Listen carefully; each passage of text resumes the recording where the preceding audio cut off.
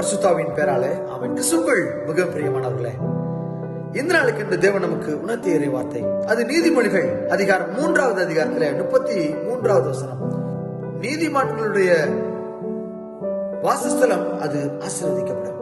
ஆம், கிறிஸ்துவுக்குள் மிகவும் பிரியமானவர்களே, என்னுடைய வீடு அது ஆசீர்வதிக்கப்பட்ட வீடாக இருக்கிறது என்று சொல்லி சொன்னால் நாம் நீதிமானாக நடந்து கொண்டிருக்கிறோம் என்று சொல்லி அர்த்தம்.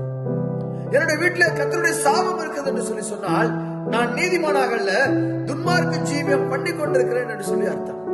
சிந்திக்க அழைக்கப்படுகிறோம். கிறிஸ்துவுக்குள் மிக பிரியமானவர்களே, கொஞ்சம் கஷ்டமான விஷயம் தான். என் வீட்டுல ஆசீர்வாதம் குறைவாக இருக்கிறது என்று சொல்லி சொன்னால் நான் ஆண்டவருக்கு பிரியமான பிள்ளையாக நான் நடக்கவில்லை என்று சொல்லி அர்த்தம். என் வீட்டுல நிறைவான சந்தோஷமும் சமாதானமும் கர்த்தர் தரக்கூடிய அந்த ஆறுதலும் ஆசீர்வாதமும் இருக்கிறது என்று சொல்லி சொன்னால் நான் ஆண்டவருடைய பிள்ளையாக நடந்து கொண்டிருக்கிறேன் என்று சொல்லி அர்த்தம்.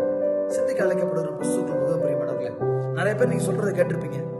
கர்த்தர் உங்களுடைய இல்லத்தை ஆசீர்வதித்துக் கொண்டிருக்கிறார், எங்களுடைய தேவையெல்லாம் நிறைவேற்றி தருகிறார் என்று எத்தனையோ பேர் சொன்னதுண்டு. அவர்கள் எல்லாரும் ஆண்டவருக்கு பிரியமான பிள்ளைகளாக நடக்கிறாங்க. அவருக்கு பயந்து ஜீவியம் பண்றாங்க.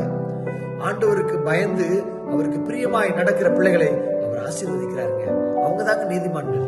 விசுவாசிக்கிறீங்களா? உங்களை ஒப்பு கொடுங்க. துன்மார்க்க ஜீவியம் பண்ணாதீங்க. நானும் துன்மார்க்க ஜீவியம் பண்ணவன் தான், பொல்லாத வழியில போனவன் தான்.